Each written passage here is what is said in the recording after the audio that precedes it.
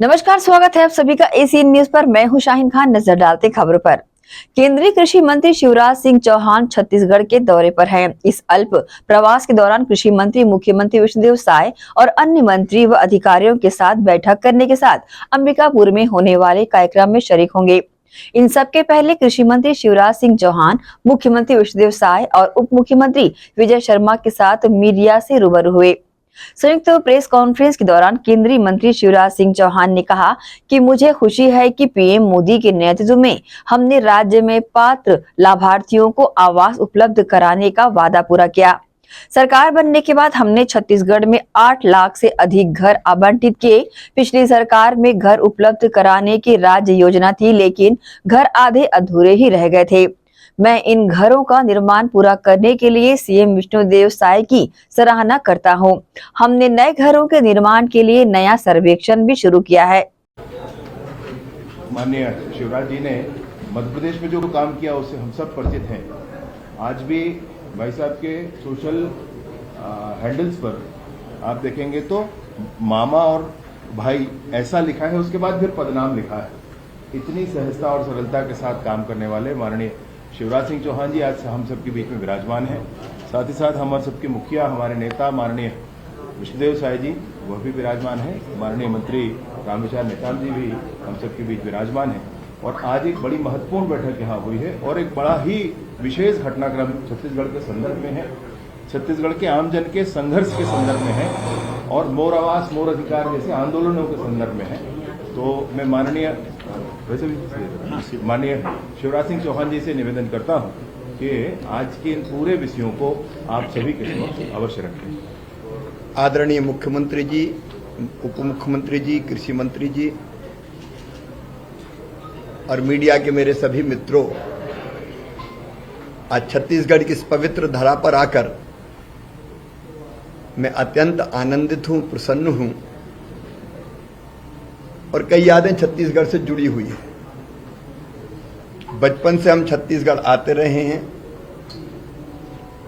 चाहे जब छात्र राजनीति में काम करते हों या युवा मोर्चे के कार्यकर्ता के नाते एक इमोशनल अटैचमेंट छत्तीसगढ़ से सदैव से रहा है। और मुझे आज कहते हुए प्रसन्नता है कि छत्तीसगढ़ का ये सौभाग्य है कि अत्यंत कर्मठ, लगनशील, जुझारू,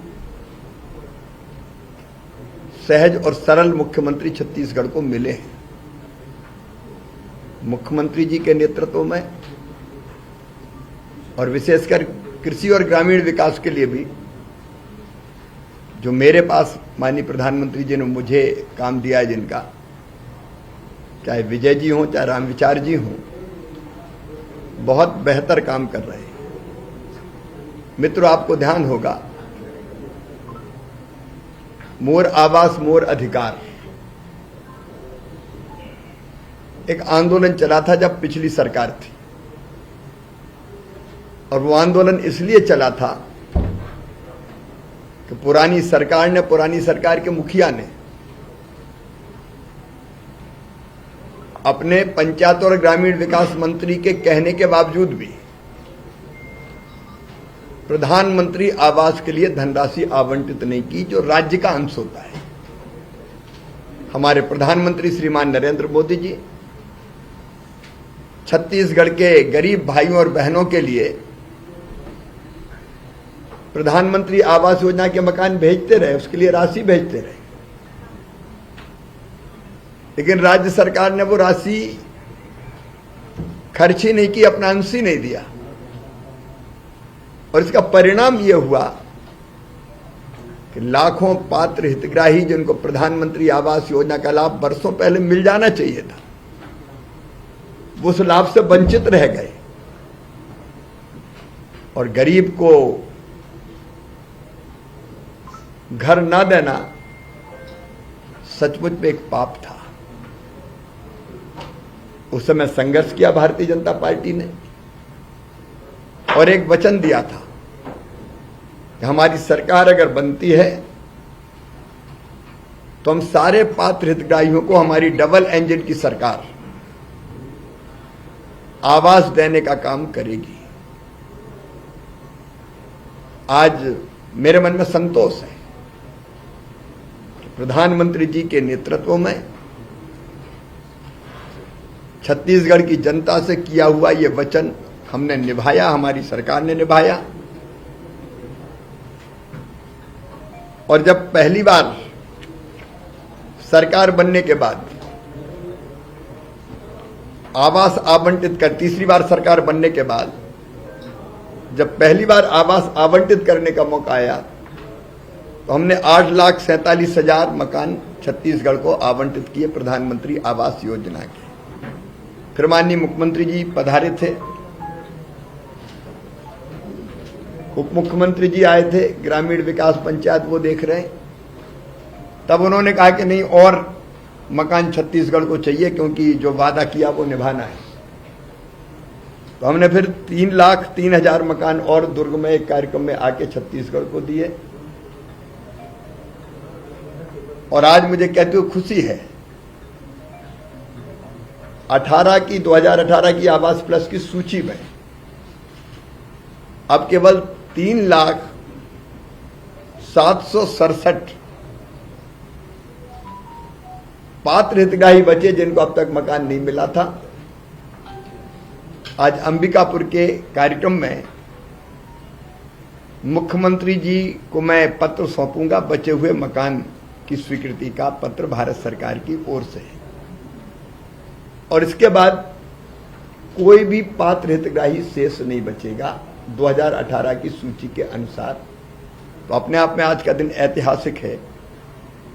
जो कहा सो किया, मोदी है तो मुमकिन है, क्योंकि हम जो कहते हैं वो करते हैं। और मैं छत्तीसगढ़ सरकार की प्रशंसा इसलिए करूंगा, मुख्यमंत्री जी आपको मैं धन्यवाद दूंगा। विजय जी, आप लोगों ने जो काम किया, जो मकान दिए, तेजी से बनाने का आप काम कर रहे हैं। राज्य का जो अंश मिलाना चाहिए तत्काल आप देते हैं, और मकान तेजी से पूरे हो रहे हैं। इतना ही नहीं, पीएम जनमन के अंतर्गत 32,000 मकान इसके अलावा और छत्तीसगढ़ को आवंटित किए।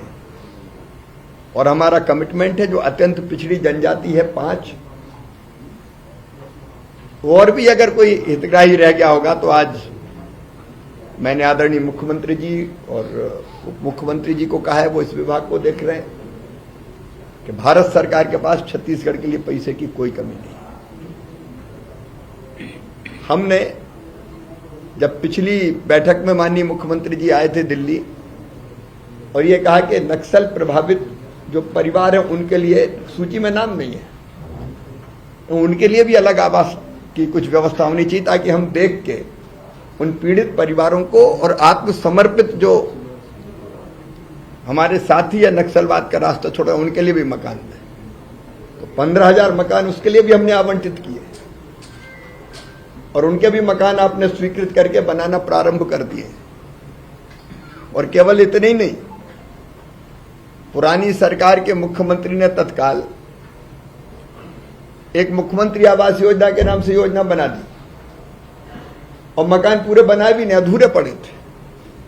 मैं आपकी संवेदनशीलता को विष्णु जी बहुत बधाई देता हूं, संवेदनशीलता के लिए, कि वो मकान भी आप पूरा करने का काम कर रहे हैं। तो जो हमारे भाई और बहन कच्चे मकानों में रहते थे, उनके लिए आवास का एक महायज्ञ चला, और यहीं नहीं रुकेंगे हम। नया सर्वे हमने फिर चालू कर दिया। कई बार 2018 की आवास प्लस की सूची से नाम छूट गए थे, ऐसा मुख्यमंत्री जी ने, ग्रामीण विकास मंत्री जी ने बताया। जो वंचित रह गया उनको वंचित नहीं रहने देंगे, और इसलिए आवास के लिए नया सर्वे हो रहा है। उस सर्वे में भी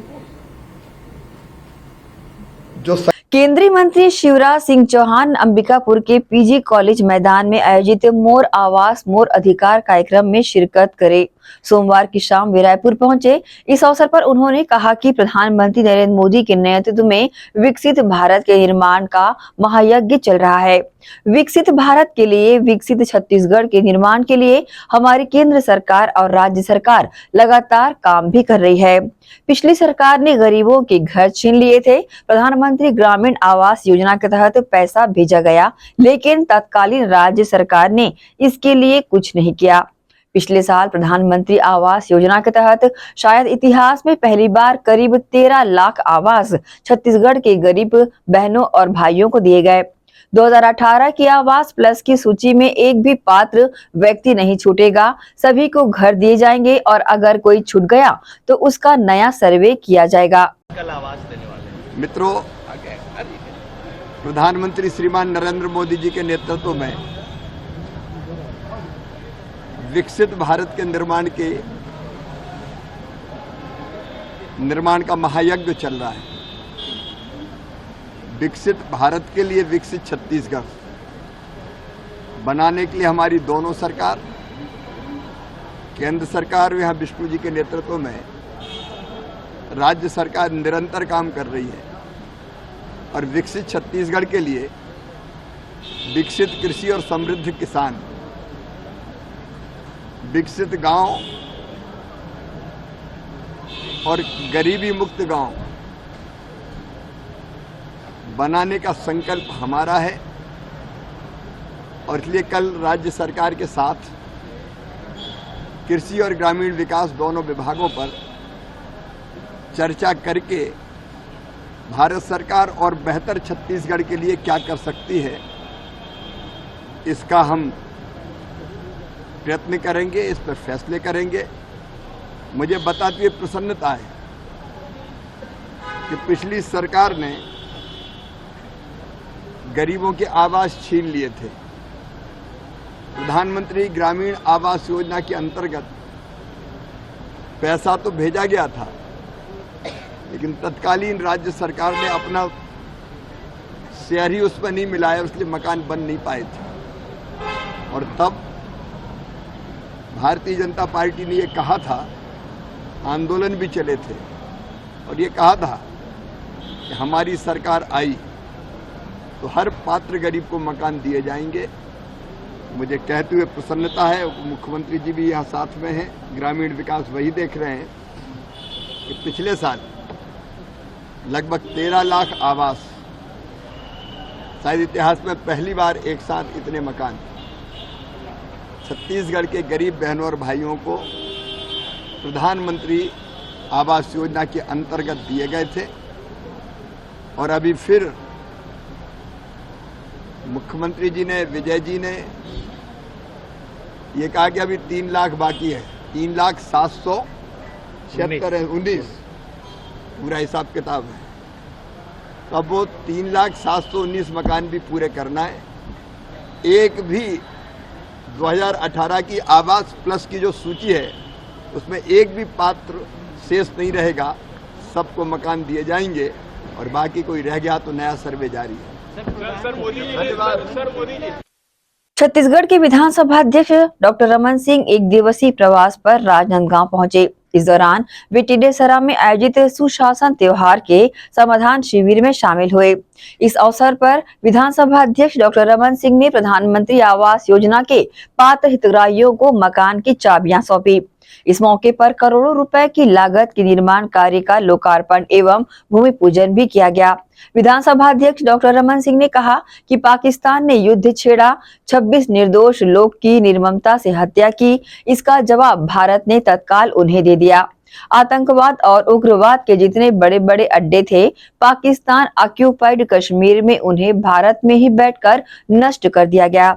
30 से ज्यादा आतंकवादी मारे गए, 40 से ज्यादा जवान मारे गए और पाकिस्तान के सभी एयरपोर्ट को ध्वस्त भी कर दिया गया। बदले की कार्रवाई भारत ने की और बता दिया कि आतंकवादी गतिविधि पाकिस्तान करेगा तो भारत सहने वाला नहीं है। युद्ध विराम पाकिस्तान के साथ पाकिस्तान ने छेड़ा और 26 बेगुनाहों को उनकी हत्या निर्मम कर दी गई। उसका जवाब भारत ने तत्काल दिया और उनके उग्रवाद के, आतंकवाद के जो बड़े बड़े जितने अड्डे थे पीओके में, पाक ऑक्युपाई कश्मीर में, वो सारे अड्डे को भारत में बैठकर ही नष्ट किया गया। बड़े बड़े करीब 30 से ज़्यादा आतंकवादी मारे गए, 40 से ज़्यादा जवान मारे गए और पाकिस्तान के सारे एयरपोर्ट को ध्वस्त किया गया। ये बदले की कार्रवाई भारत ने किया और ये बता दिया कि ये नया भारत है। अब इस प्रकार के आतंकवादी गतिविधि पाकिस्तान करेगा तो सहने वाले नहीं है। और आतंक एक बात का समझौता में जिक्र आया है, प्रधानमंत्री जी ने किया है, आतंकवादी कार्रवाई अब यदि पाकिस्तान करता है तो उसको युद्ध की घोषणा मानी जाएगी, युद्ध के लिए आमंत्रित मानी जाएगी, यानी भारत उसका जवाब युद्ध के रूप में देगा। तो आज ये बात का फैसला हो चुका है। इतनी हिम्मत आज तक किसी प्रधानमंत्री ने नहीं दी, जो लगातार पाकिस्तान के खिलाफ जब जब मौका आया है एयर स्ट्राइक किया, जवाब दिया भारत ने बहुत अच्छे से।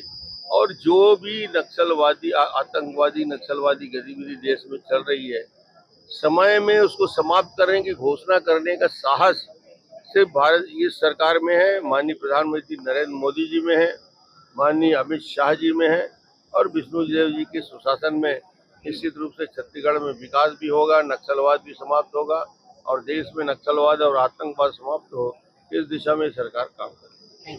रुकेंगे छोटे से ब्रेक के लिए, जल्द हाजिर होते हैं। आप सब बने रहिए एसीएन न्यूज के साथ।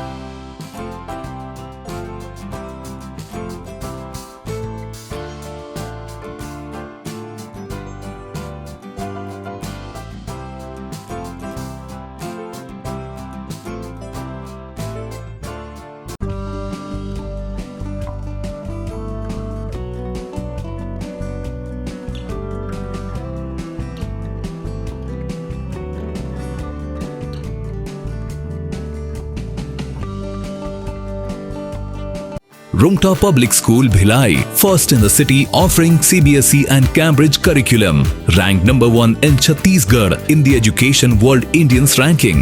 Smart AC classrooms, well-equipped labs, cricket academy, free world-class cricket coaching. Get the guidance from international cricket legends. Archery, fencing, AC hostels for boys and girls, AC transport. Admissions open. Visit Rumta Public School Bhilai, Kokakurud Road.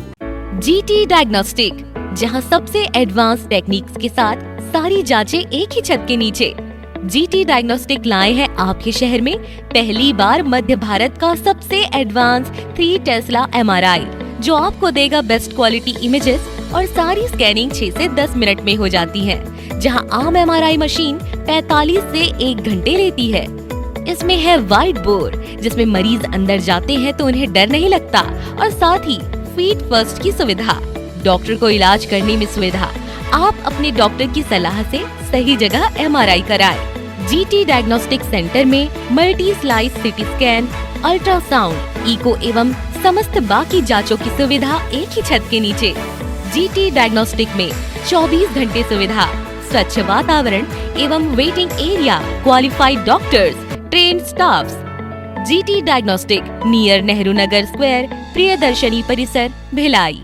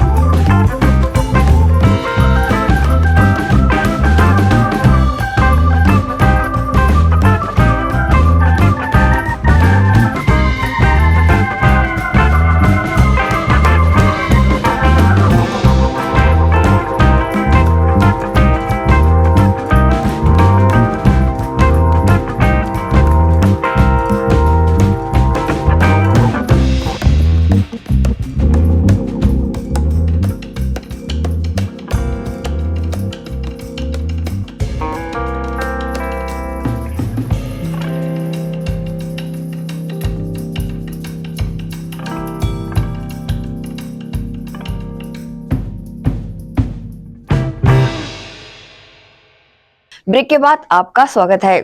Operation सिंदूर पर प्रधानमंत्री नरेंद्र मोदी के राष्ट्र के नाम संबोधन पर छत्तीसगढ़ के उप मुख्यमंत्री अरुण साव ने कहा कि पहलगाम की घटना के बाद जिस प्रकार से भारतीय सेना ने ऑपरेशन सिंदूर चलाया और इससे पूरी दुनिया में संदेश दिया गया कि भारत आतंकवाद के खिलाफ किसी भी हद तक जाकर काम कर सकता है। आतंकवादियों के ठिकानों को नेस्त नाबूद किया गया, आतंकवादियों को सबक सिखाया गया। ऑपरेशन सिंदूर भारत की बड़ी जीत है और इसलिए अब देश भर में सेना के समर्थन में सेना का उत्साह बढ़ाने के लिए और प्रधानमंत्री मोदी के नेतृत्व को सराहने के लिए जगह जगह पर तिरंगा यात्रा निकाली जाएगी। पहलगाम की घटना के बाद जिस प्रकार से भारतीय सेना ने एक बड़ा ऑपरेशन सिंदूर ऑपरेशन चलाया और सिंदूर ऑपरेशन से पूरी दुनिया में जो संदेश गया कि देश में सिंदूर का क्या महत्व है और भारत आतंकवाद के खिलाफ किसी भी हद तक जाकर काम कर सकता है, ये बताया। सरहद से 100 किलोमीटर अंदर जाकर आतंकवादियों के ठिकानों को नेस्तनाबूद किया, आतंकवादियों को सबक सिखाया और बड़े बड़े आतंकवादी धराशाही हुए और पूरी दुनिया के सामने पाकिस्तान बेनकाब हुआ। जब दुनिया ने देखा कि आतंकवादियों के जनाजे पर पाकिस्तान की सरकार, सेना के लोग मौजूद थे, तो ये पाकिस्तान आतंकवाद सरपरस्त सरकार है, ये दुनिया के सामने गया, दुनिया के सामने पाकिस्तान बेनकाब हुआ और ये भारत की बड़ी जीत है ऑपरेशन सिंदूर। और इसलिए पूरे देश ने तब भी जश्न मनाया था ऑपरेशन सिंदूर के बाद। और अब देश भर में जो राष्ट्र प्रेमी लोग हैं, देशभक्त लोग हैं, वो सेना के समर्थन में, सेना का उत्साह बढ़ाने, प्रधानमंत्री माननीय नरेंद्र मोदी जी के नेतृत्व को सराहने के लिए जगह जगह पर तिरंगा यात्रा निकाला जाएगा और अन्य विविध कार्यक्रम होंगे जो इस जीत के उत्साह और ऊर्जा। प्रधानमंत्री माननीय नरेंद्र मोदी जी ने राष्ट्र के नाम संबोधन में जितने आत्मविश्वास के साथ कल जो बातें कही, वो आतंकवाद के खिलाफ भारत के अखंड संकल्प को प्रस्तुत करता है और भारत के आतंकवाद के खिलाफ प्रतिबद्धता को जाहिर करता है। और निश्चित रूप से प्रधानमंत्री माननीय नरेंद्र मोदी जी का संबोधन राष्ट्र के लिए एक मार्गदर्शक है और उसका पूरी दुनिया में अच्छा संदेश गया है। बैतुल माल कमेटी भिलाई द्वारा गत वर्षों की भांति इस वर्ष भी ईद मिलन का आयोजन किया गया। बैतुल माल कमेटी भिलाई पिछले 33 वर्षों से गरीबों, यतीम, नादारों, बेवा और जरूरतमंदों की खिदमत में लगातार मदद करती चली आ रही है। इन 33 वर्षों में बैतुल माल कमेटी ने शिक्षा के क्षेत्र में 1860 बच्चों को मदद पहुंचाई। वहीं जरूरतमंदों को 815 रिक्शा, हाथ ठेला एवं 1020 सिलाई मशीन तथा एक जरूरतमंद को उसके जीवन यापन के लिए ऑटो रिक्शा प्रदान किया गया। इसके अलावा बैतुल माल कमेटी के जरिए दीनी तालीम के सिलसिले में 25 बच्चियों को आलिमा का कोर्स की डिग्री भी हासिल कराई गई।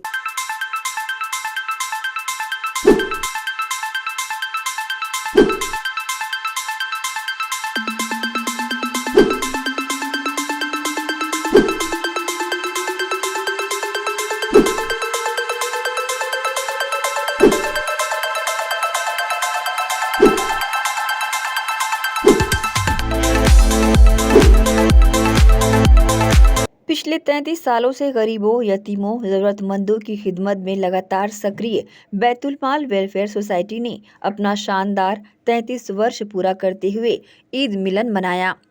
गौरतलब है कि बैतुल माल वेलफेयर सोसाइटी भिलाई का ईद मिलन व वार्षिक सम्मेलन का कार्यक्रम रविवार की रात सेक्टर 6 कम्युनिटी हॉल में आयोजित किया गया। कार्यक्रम की शुरुआत जामा मस्जिद भिलाई के इमाम मौलाना इकबाल अंजुम ने तिलावत कुरान के साथ की।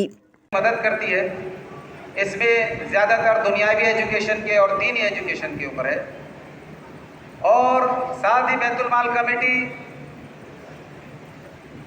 खिदमत कर रहे हैं, ये बहुत बड़ी बात है। और जहाँ तक कि हमारी फैमिली का सहयोग है, मैं चाहता हूँ कि हमारे मुआशरे में तालीम को बहुत ज़्यादा जोर दिया जाए और हमारे हर बच्चे, छोटे बच्चे जो हैं वो स्कूलों में दाखिला लें, न केवल दीनी तालीम हासिल करें बल्कि दुनियावी तालीम हासिल करें और इस दुनिया में अपना नाम एक बहुत अच्छा लगता है, क्योंकि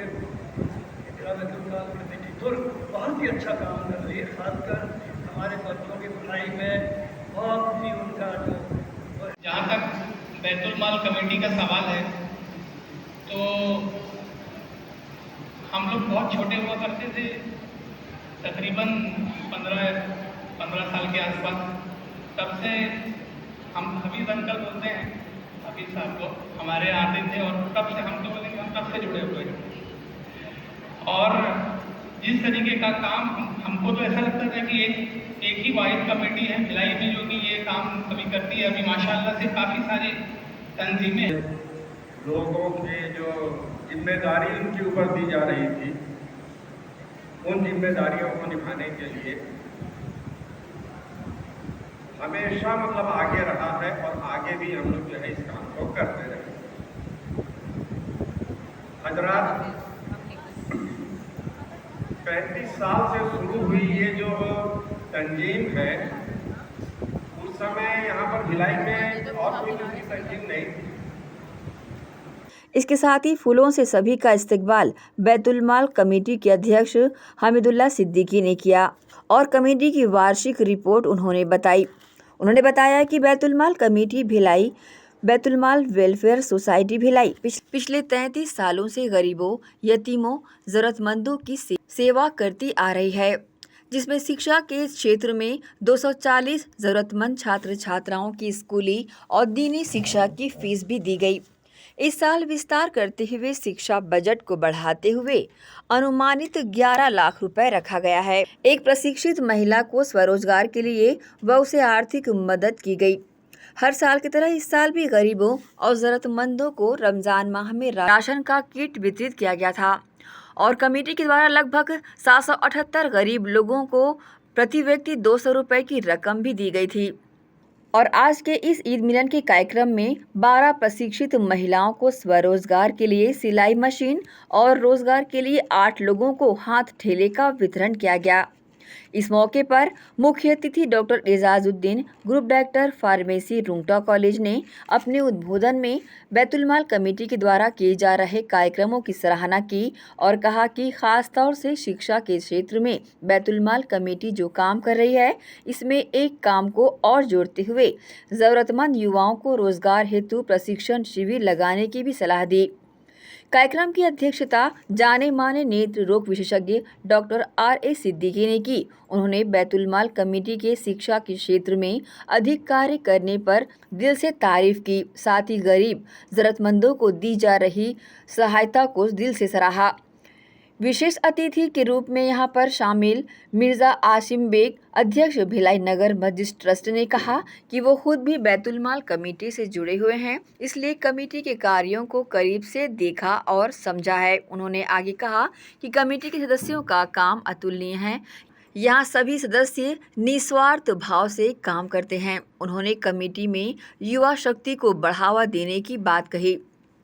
इस दौरान विशेष अतिथि डॉक्टर S.A. रिजवी और डॉक्टर S.J. रिजवी ने कमेटी के कामों की दिल से सराहना की और कमेटी के सदस्यों का मनोबल बढ़ाया और हमेशा अपना योगदान कमेटी को देने की बातें कही। विशेष अतिथि नदीम खान GM BSP ने कमेटी के कार्यों की सराहना की और कमेटी के उज्जवल भविष्य की कामना की और शुभकामनाएं दी।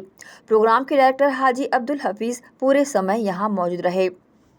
जैसा कि आप ये देखा आपने कि 12 सिलाई मशीन दी गई हैं और 8 हाथ ठेला दिए गए हुए हैं। हम लोग पिछले 35 साल से इस काम को कर रहे हैं और बराबर हमारा हर हेड में पैसा जाता है। हम लोग कभी किसी को, चाहे कोई बीमार हो, चाहे किसी का कफन दफन का पैसा हो, चाहे किसी भी मद में, अभी हम लोग सबसे पहले शुरुआत करते हैं रमजान शरीफ में किट बांटते हैं।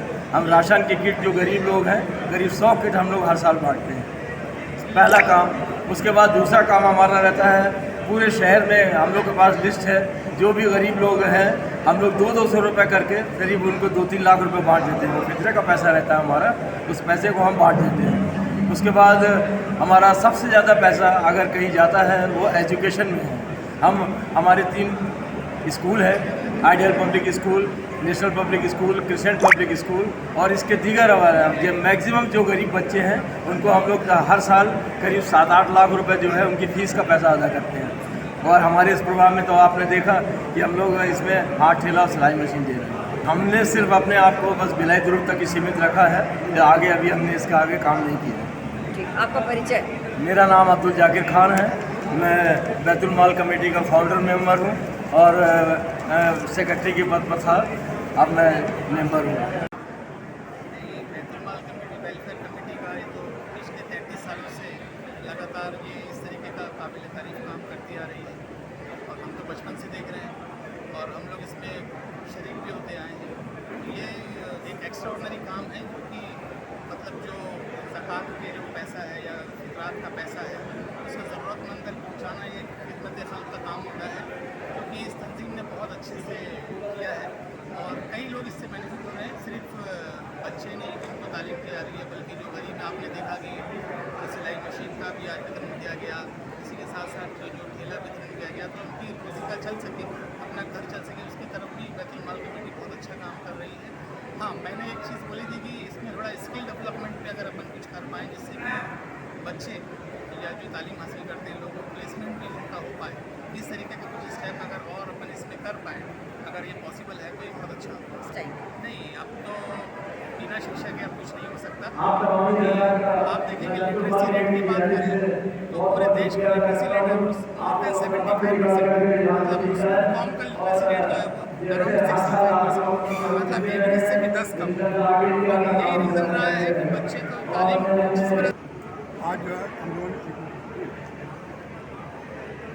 इस साल कमेटी 12 सिलाई मशीन 8 ठेला दे रही है। इसके अलावा 11 लाख रुपया दीनी और दुनियावी तालीम के लिए एजुकेशन में खर्च किया। पिछले साल हम लोग चंदा हुआ था हमारा 14 लाख, 7 लाख फोटोग्राम से 19 लाख ऊपर ही हुआ। तो इसको हम लोग मुस्तकीम तक पहुँचा रहे हैं। हम लोगों के 2 एम है, एक ये कि कौम में से गुर्बत को दूर करना, फिर वह इलिटरेसी को दूर करना। कई लोग पढ़ लिख रहे हैं, नौकरी करें अपने। अभी हमारे ऐसे बच्चे हैं, वो बच्चा आया भी था तो पहले वो ज़कात से उसने दी किया, आज वो ज़कात दिया इस बारे में। तो ऐसा होना चाहिए कि वो उससे पढ़ने के बाद भी वो ज़कात देने वाले बन जाए। बड़ी खुशी की बात है, बैतुल माल वेलफेयर सोसाइटी जो कि बैतुल माल कमेटी के नाम से जारी गई वर्षों से, आज तकरीबन 33 सालों से गरीबों और यतीम नादारों को खिदमत करती चले आ रही है। अल्हम्दुलिल्लाह इन लोगों ने आज तक 800 से ज़्यादा हाथ ठेले और 1000 से ऊपर गरीब ज़रूरतमंद मजदूरात को सिलाई मशीन अभी तक दी और दुनियावी एजुकेशन के लिए इस साल तकरीबन 11 लाख रुपए का बजट रखा गया है। और आज का ये प्रोग्राम है तो ख़ास तौर से ज़रूरतमंद मजदूरात को सिलाई मशीन और हाथ ठेले देने का होता है।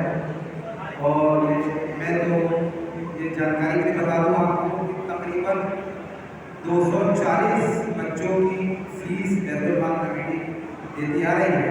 चूँकि मैं बैतुल माल कमेटी का नया सदर भी हूँ, इसलिए बखूबी इन चीज़ों को जानता हूँ। आज यहाँ पर भिलाई नगर मस्जिद ट्रस्ट के सदर के हैसियत से हाजिर हुआ हूँ और आइंदा सालों में बैतुल माल कमेटी जो अगले साल प्रोजेक्ट करती है उसमें 2 ई-रिक्शा का भी इन्होंने रखा है कि अगले साल इंशाअल्लाह 2 ई-रिक्शे भी लोगों को मुहैया कराएंगे। और कुछ स्कूलें जो डिस्काउंट देती है उनका भी बैतुल माल कमेटी शुक्रिया अदा करती है। क्रिसेंट पब्लिक स्कूल जैसे साई पब्लिक स्कूल, हालांकि एनजीओ और तमाम जितनी भी स्कूलें हैं तमाम स्कूलों में बैतुल माल कमेटी के फ़ायदा लेने वाले स्टूडेंट्स पढ़ते हैं और काबिल तारीफ काम है बैतुल माल कमेटी का। इस तरह से काम करते हैं। ना सिर्फ जो काम मैंने गिनाया, इसके अलावा भी ऐसे बहुत से काम हैं जो बैतुल माल कमेटी करती है। अचानक कोई गरीब या किसी की दवाई की ज़रूरत पड़ गई, कभी भी साथ बैतुल माल कमेटी के मेंबर हाजिर पूरे साथ फी सबिलिल्लाह अपने मंच संचालन अब्दुल जाकिर ने किया। बैतुल माल कमेटी के सीनियर मेंबर अलीम सिद्दीकी ने कमेटी के कार्यों को विस्तार से बताया और कहा कि भविष्य में कार्यों को और बेहतर किया जाएगा। सेक्रेटरी हाजी अरमान बेग ने सभी को धन्यवाद दिया। कार्यक्रम को सफल बनाने में बैतुल माल कमेटी के जॉइंट सेक्रेटरी सैयद आतिफ अली, कोषाध्यक्ष हाजी आबिद अली, उप कोषाध्यक्ष जाहिद इमरान, वरिष्ठ सदस्यगण श्री M.I. खान, सैयद हुसैन, हाजी फजल हक, हाजी शाहिद खान, अशरफ उल्ला खान, हाजी मुमताज़ अली, हाजी मोहम्मद जावेद, अवध अहमद, इमरान बेग, मोहम्मद मिराज, रहीम खान, शेख मुख्तार, तनवीर अहमद, मोहम्मद शकील, शेख अजीज़, मोहम्मद गौरी। इसके अलावा शहर की गणमान्य शख्सियतों ने यहाँ पर मौजूदगी दर्ज कराई। आए हुए सभी अतिथियों ने ज़रूरतमंदों को सिलाई मशीन और हाथ ठेले का वितरण किया।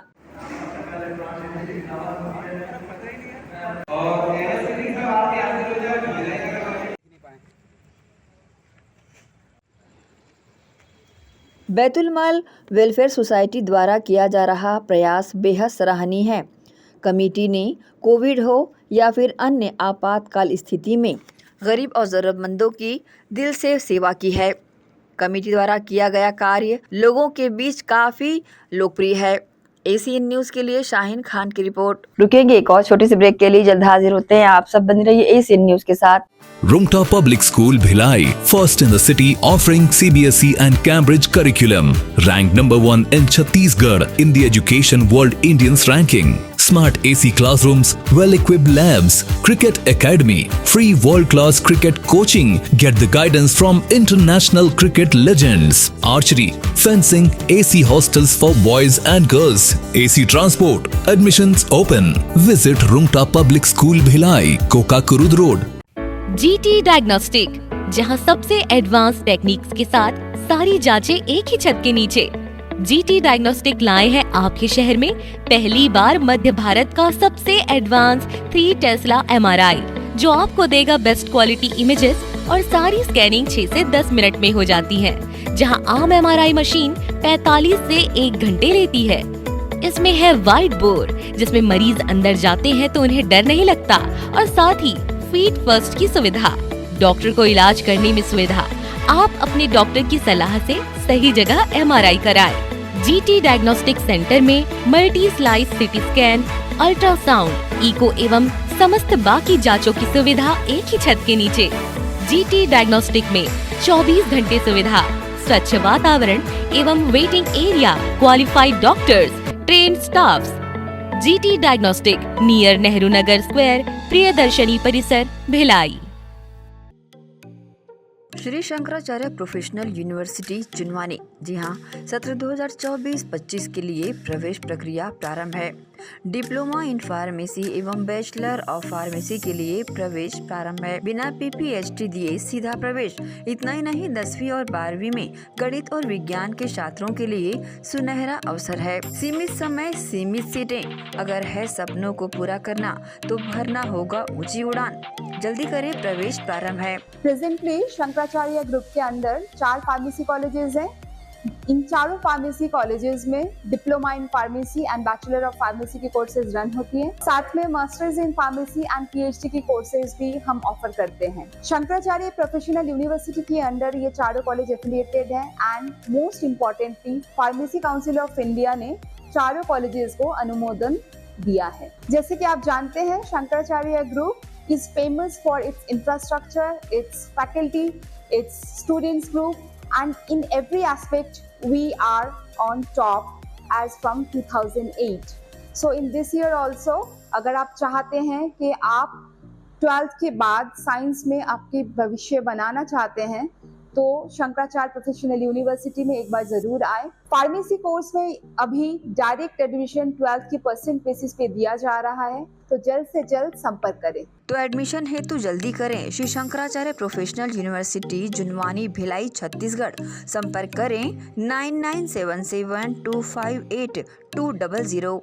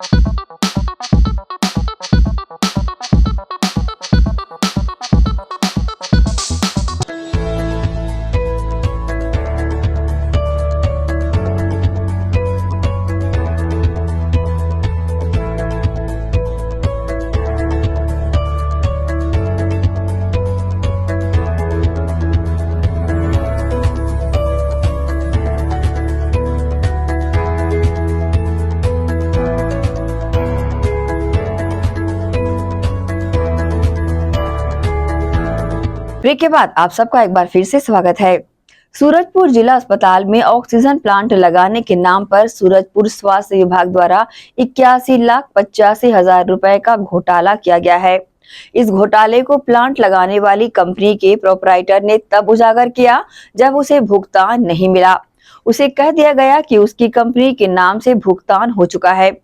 फर्जीवाड़ा उजागर होने के बाद मामले की शिकायत आईजी व सूरजपुर एसपी से की गई। जांच के बाद पुलिस ने सूरजपुर के पूर्व सीएमएचओ अस्पताल में पदस्थ लिपिक सहायता लेखापाल फार्मासिस्ट के अलावा भी भुगतान प्राप्त करने वाली फर्जी कंपनी के प्रोपराइटर के खिलाफ अपराध दर्ज कर लिया। देखिए, हमारे छत्तीसगढ़ प्रदेश में निश्चित तौर पर जब से भारतीय जनता पार्टी की सरकार बना तब से हमारे मुखिया जी लगातार जो भ्रष्टाचारी चरम सीमा पर था और उसको रोक लगाए हैं। निश्चित तौर पर जहाँ जहाँ भी सरकार के निगाह में आ रहा है कि यहाँ भ्रष्टाचारी हो रहा है तो वहाँ कड़ी से कड़ी कार्रवाई कर रहे हैं। जशपुर जिले की बगीचा थाना पुलिस ने 22 साल से फरार चल रहे झारखंड निवासी एक कुख्यात लुटेरे को ऑपरेशन अंकुश के तहत गढ़वा झारखंड से गिरफ्तार कर जेल भेज दिया है। आरोपी सुहेल उर्फ शोएब उर्फ गयासुद्दीन ने वर्ष 2002 में बगीचा थाना क्षेत्र में अपने साथियों के साथ देशी कट्टे की नोक पर लूट की घटना को अंजाम दिया था।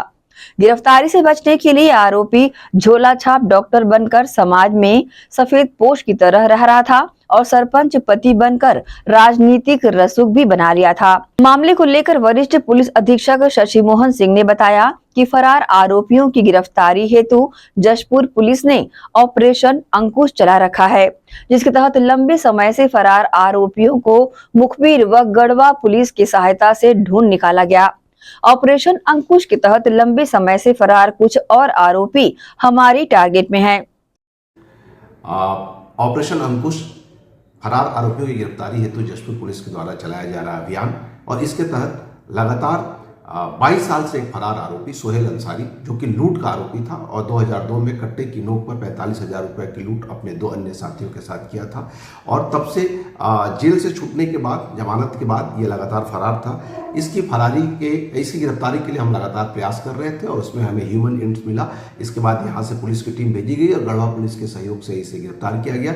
पता चला है कि यहाँ से जाने के बाद पहले यहाँ पर झोला छाप डॉक्टर का काम करता था और यहाँ के कुछ लुटेरों के साथ में इसकी दोस्ती हुई थी, घटना को अंजाम दिया था और अभी ये राजनीतिक रसूख बना लिया था। वहाँ पर इसकी पत्नी सरपंच भी है लेकिन पुलिस के गिरफ्त में आ गया है और इसे गिरफ्तार कर इसे रिमांड पर भेजा जा रहा है।